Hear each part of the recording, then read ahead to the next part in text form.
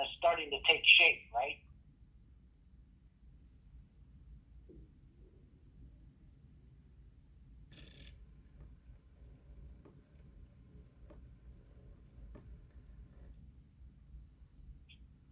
All right.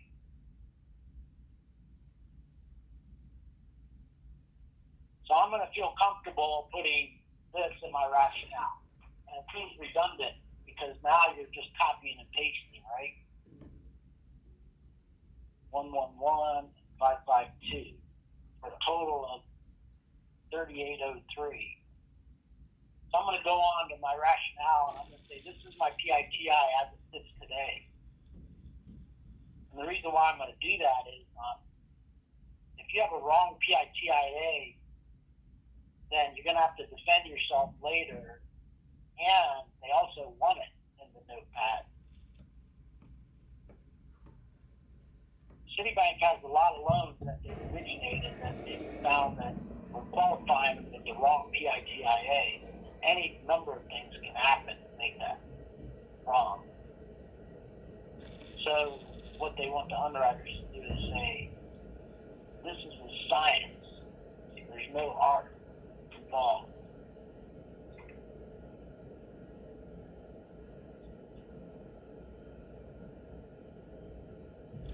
So we're going to put 3138 SP and I.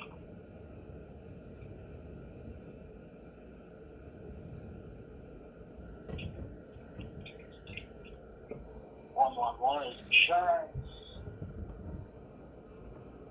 and 552 is tax, and total is 3803. You can use cents if you want. So they're just asking us to do that. To say we verified that. The other debts too, you have to verify. Certainly, you don't have to write a rationale. Here's all the items of the debts. Thank you. PITIA. If it changes, we just update our rationale. So then what we're going to do is we're going to run DU, and we're going to try to make sure our other debts are correct. So did anybody add up all the other debts besides the Apple Card and say, all right, this is what the debts are, and then did anybody go to the fee screen and see that we have an act fee, and we always add an act fee debt? So I did that, I think after we finished last night. I added the application fee debt. And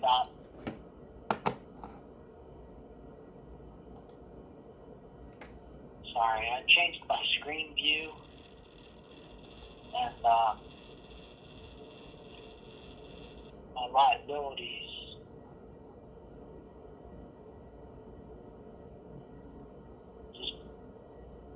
I don't know about this computer system, but I'm not going to editorialize on it. So somewhere in here, I added an app fee. It's here. So I'm going to go like this. Sorry for making you look at this. I can't figure out how to size the screen right. But the POC fee is paid out of closing or app fee is $1,000. We got that on the key dates fee screen. Key dates fee screen. We added them together. And then we added debt manual. We're also paying off first and a second. So our conditions have to say paying off B of A and Quicken, extinguishing, reconveying, satisfying and leasing. Those loans are going away. No subordinate financing. So, add your POC fee as a revolving debt. And it's real easy to find it because it's on your, I say that, right? It's on your key date screen.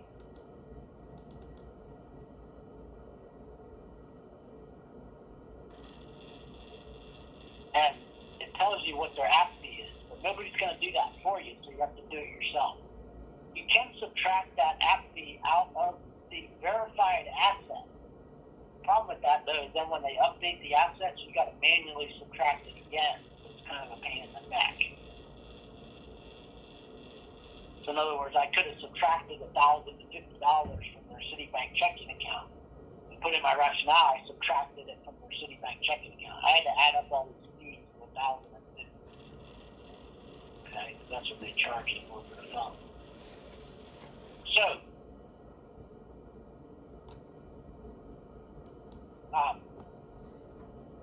the normal course of action is added as a liability. It's only when the borrowers do not qualify that you have to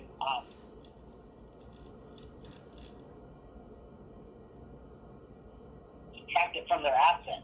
And then if they update your assets, you got to remember, you got to write yourself a note to subtract it later if you're updating checking account balance. You got to do it all over again. Even if it shows up like as a debit. So one last thing let's look at is make sure there's no rental income present in here. And on the loan application, certainly... Larry, sorry. Yes. Larry, sorry to interrupt. Can you repeat the POC again? You have always had it to do the assets in key dates. And then what did you say about if not qualified? Okay, so what happens is this. The borrowers are charged an application fee, if you will. That's what we used to call it in the old days. Now they call it paid out of closing fees or upfront fees. So they've changed all the language in banks. And they're saying, well, we're charging you an app fee of $175. We're going to charge you an appraisal fee of $845. And this isn't key date fees. We're going to charge you $6 for a flip cert. We're going to charge you $24 for a credit report. So they're going to charge the borrower that on day one to get the ball rolling. Okay? You have to add those together and count it as a liability. The only way to do that is to add a liability.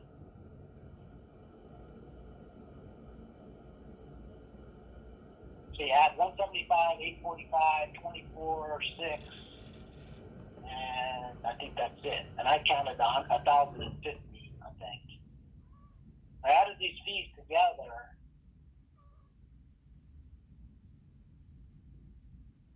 You don't have to worry about too much who pays it when, because they better be charging these borrowers. It says they paid it. They don't allow them to send checks in, I don't believe. I've never seen that. I think you have to have a credit card. I'm not, I don't profess to be a sales officer at Citibank on how these get charged. But I do know this, that on every single loan I've ever done, I just add them together. And then I go to my loan application and I say, I'm going to add a debt manually. And the way you do that is after you're all done, which is what I did yesterday, I said, I think I forgot to do my app fee. I go into other debt and I just add one.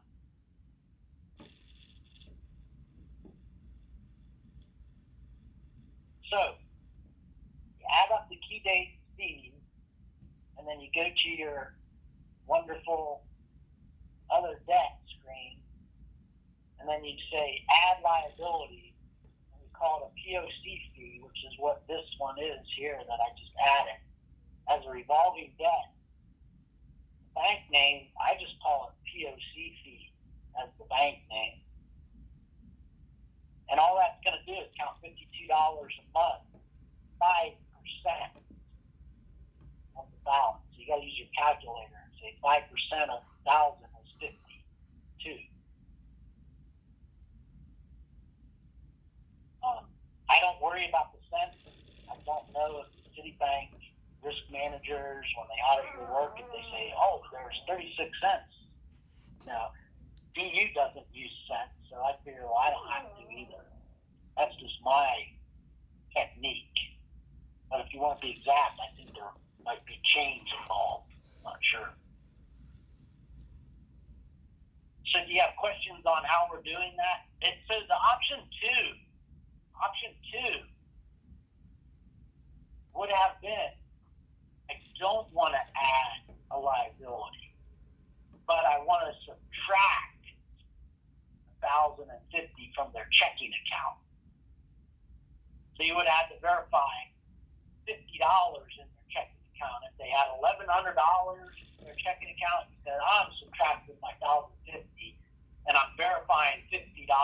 That's a hard way to do it, and the reason why is it's easy the first time, but when they update the bank statements when they're expired and they're rushing you to do a closing review and you forget to subtract it again because you have to manually subtract it again.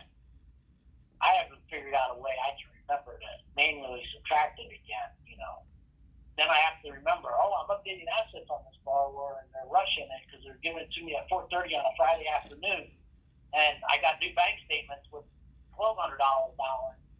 But before I subtracted the $1,050, and it gets to be a big old mess if you forget to do it. Because then they say later, we didn't subtract it the second time around. So it's much easier to just add a debt. So if you want to strike it from the record that you subtracted from assets, that's probably a good thing to do and say that's only if you're really close on the ratios where they can't buy a house or refinance a house because of a $52 a month payment. In that case, then you would subtract it because that way it would make them qualify. It's rare that $52 is going to make or break a deal. Does that make sense? Hey Larry, Latif had put a question in the chat regarding the fee, the POC fee.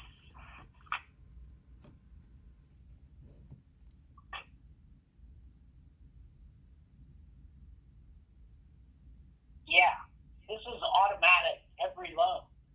I can't remember a loan that I didn't do this on. Now there's been maybe one loan out of the last 500 that I subtracted it from assets because I couldn't qualify, and I didn't add a debt. But that's a rare case that I just spoke about.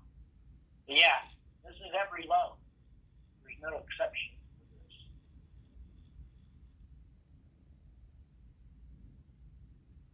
What they're doing is they're saying the borrowers have extra debt and they want to capture it. And, it just came about after the last market crash. I think they started to say, well, we're going to really zero in on liabilities more. So that's included in the debt now. If you add it as a revolving, it's always going to count it. So don't add it as an installment or anything. It might not count it if it's less than 10 payments. So then we're going to make sure that there wasn't any rental income that's included in other income. And you can do that by certainly looking at your other debts. Other income sources. And it would tell you if there was rental income being used, it would show up somewhere in here, right? We're responsible to know what income we use. This is going to change.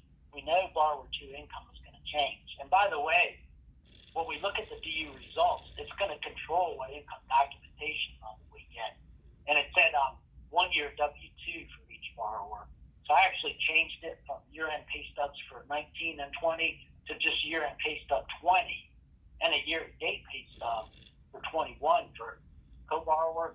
And I'm fairly confident the income's going to go back to $6,000 a month because that other income is going to show where it should be on the pay stub, which is probably either paid time off or some sort of regular pay. It's not going to show up as overtime. It's just on the DOI report. It gets plugged into the wrong field. So I'm almost just window dressing this conservatively for now, but I will be changing this co-borrower income. Borrower 1 income is probably never going to change because I pretty much got what I need. Other than for her, I wanted her to clarify the date of her prior job. I added it to her application, but I thought, well, I won't try to plug the dates off the credit report. She was probably there 10 years, who knows? But what I did was I just said, we need a 2-year work history, so what we need for you is tell us when you were working at that other place that had the W-2. So I added it as consultant at.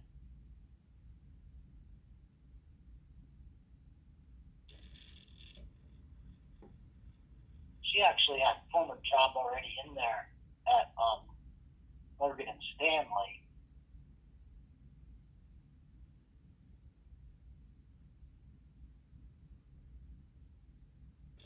So to me, what's missing is, I think, since she got a W-2 from ConsultNet, I think either she was the temporary, and I didn't look at the address of ConsultNet to see if it was that Water Street. They might have hired her from a temp agency or, a staffing company at the new job and said, well, we're going to pay you through the staffing agency until such time as we hire you on full time or something like that. But it still should show better history here because the new job started, I think, March or April of 20, and she got a W-2 in 20 from ConsultNet, and I don't think it said Water Street. So we'll just ask her to fill this out better, and which is specifically, you have a W-2 from ConsultNet. What is the dates of employment at ConsultNet to make a 2-year history? Because it looks like they tried to figure out a 2-year work history, but essentially we got a W-2 from somebody completely different. So what we need to know is, what were the dates of employment from ConsultNet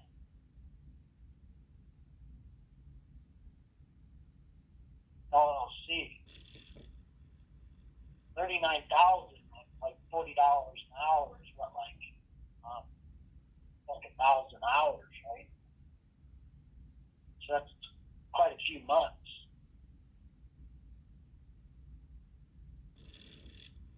So we'll ask her, was this omitted? What is ConsultNet dates of employment?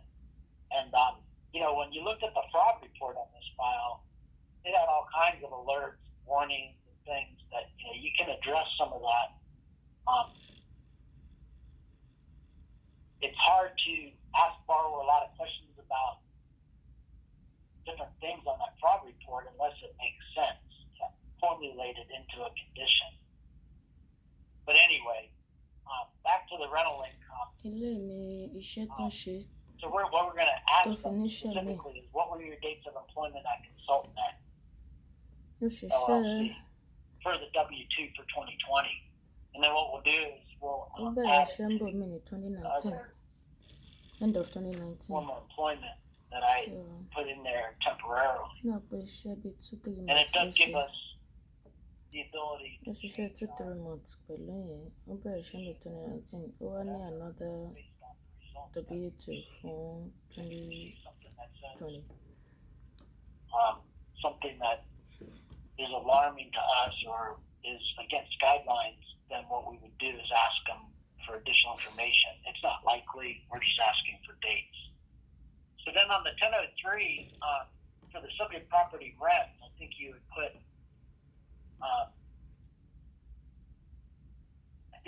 rental income in here if we were using it for the subject property. And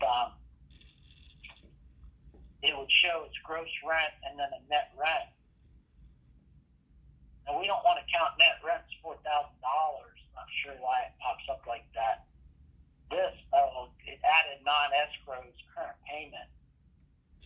So be careful on calculating the net rental income if you're not using it. 0 is the magic number. And it's got the 2 mortgages attached. If you were using rent, these numbers have to be exact.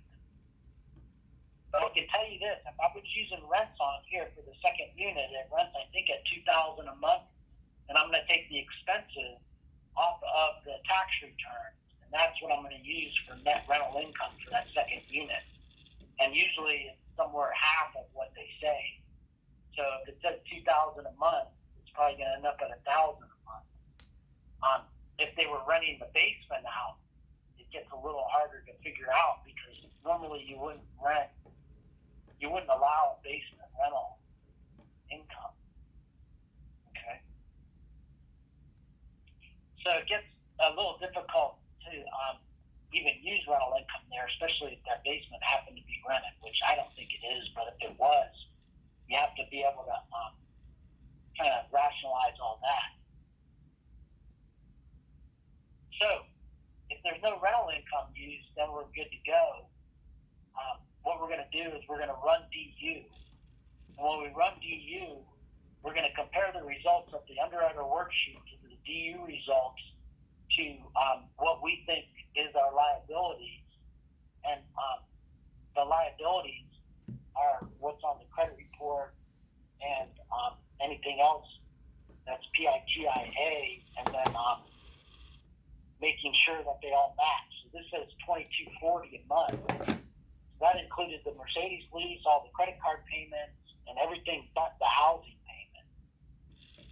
So the total of $5,800 drove the ratio to 41% based on the $13,000 income. So these numbers have to match. The appraisal has to match.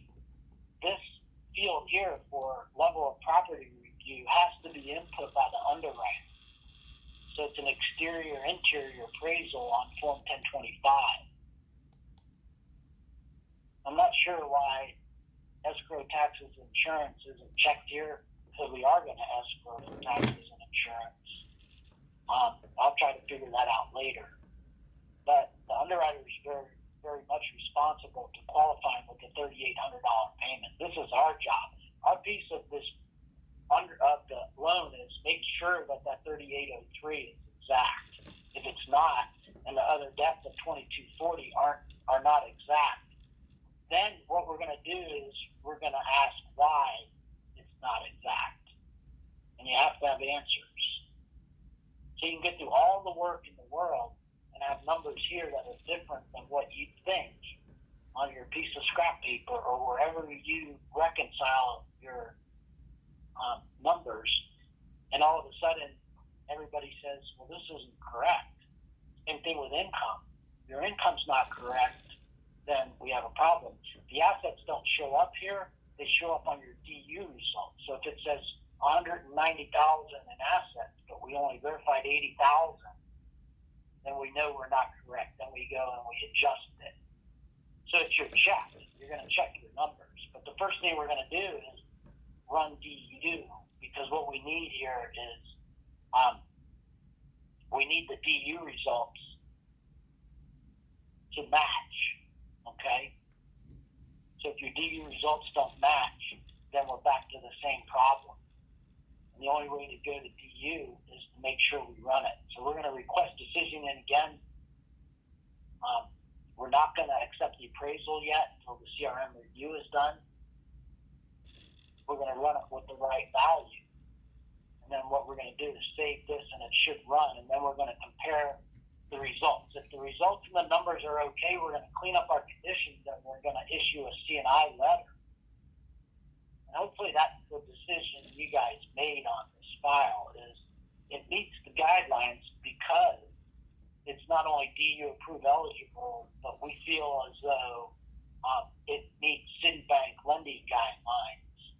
And although there is some late payments on the credit, there's high use of debt, and the ratios are a little bit elevated. As long as we've reconciled everything, normally we're going to be okay. So the DU should be launching as we speak. It doesn't tell you I'm launching DU. I'm having trouble viewing my computer. The automated underwriting here, you can look at your DU results. That just happened, and it'll be date stamped so that I know. try not to run DU 20 times because it'll start giving you a warning and say you're running DU too many times. But you can't not run DU just because. So let me see if this will open today. I'm hesitant to even open it. I'll tell you what, I'm not going to open it here because it's been giving me so much trouble. I'm going to go to Doc Repository and drop it here as well because I've just been getting so much trouble with my DU. It's probably my lack of computer savviness. There's no pop-up blockers or anything. So my DU said 624, so it doesn't look like it ran today. So now I'm in a little bit of a, because today is 625, so it doesn't look like it ran and populated. So let me go back. It'll tell you decision select also runs every time. It runs there first, and then it runs to DU. Decision select is Citibank system if you ever had to do a standard doc process type, but it's rare. You're almost always going to use DU.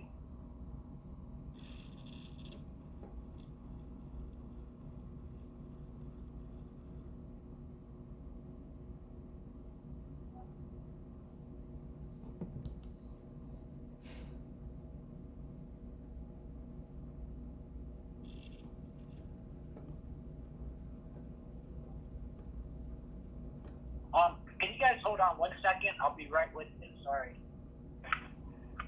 So we'll see if the DU ran. And if the DU ran, then let's see here. So here you go to these icons to see if it ran. And I've been clicking on this and it hasn't been opening. Looks like it might be doing the same problem. I don't know if I have pop-up blockers or why. Oh, okay, here it is. Good. So then you can tell if it ran today because that's 625. So today is 625. So 63. So these numbers have to match exact, right? That's the income 4144. So you kind of have to write it down because we don't have two screens. At least I can't when I'm doing this presentation. But that 4144 other obligation has to match. Basically all these numbers have to match. The DU 11.0 version we input. Approve eligible has to be the result. If you don't have approve eligible, you're not going to be able to approve the loan. Okay?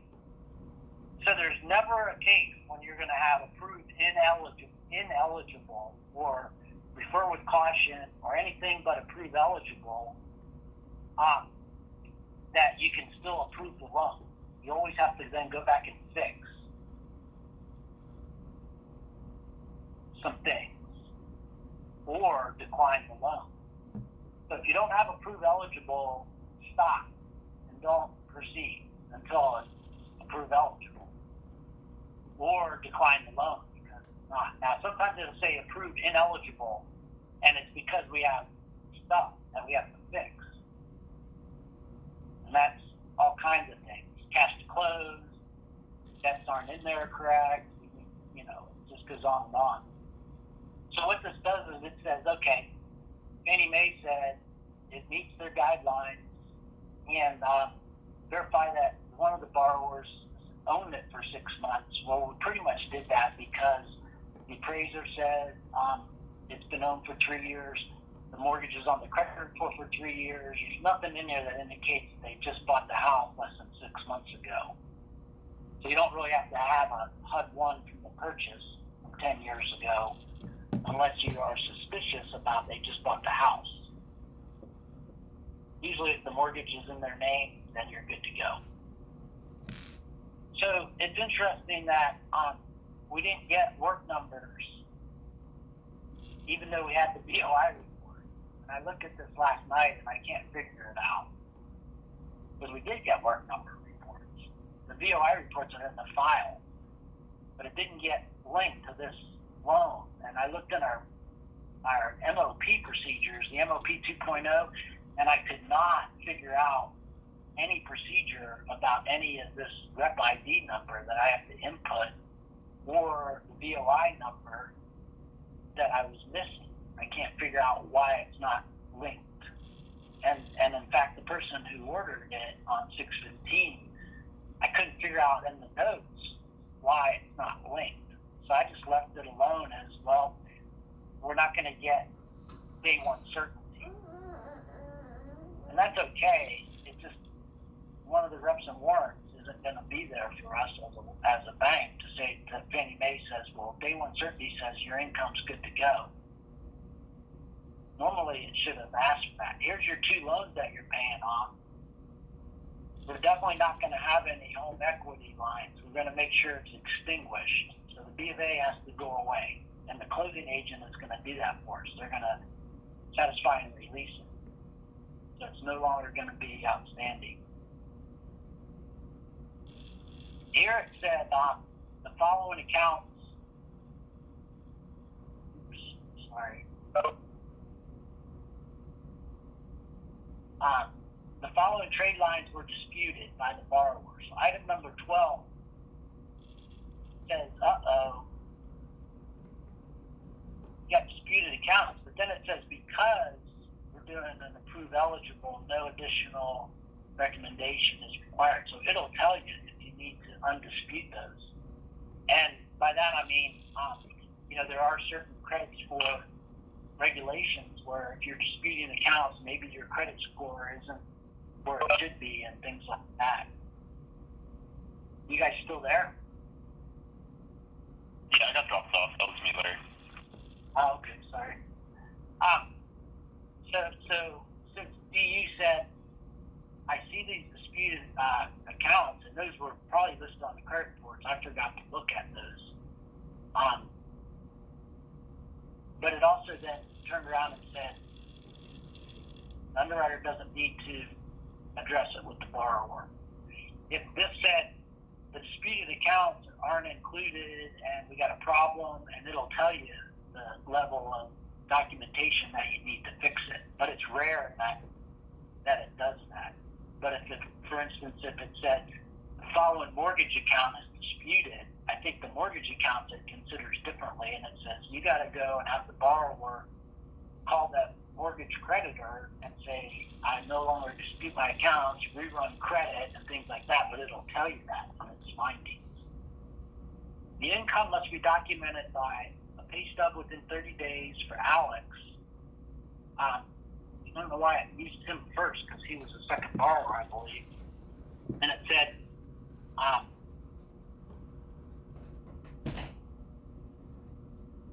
so you need a pay stub and a W-2 from 1 year. So then I changed my condition to, we have a W-2, but we don't have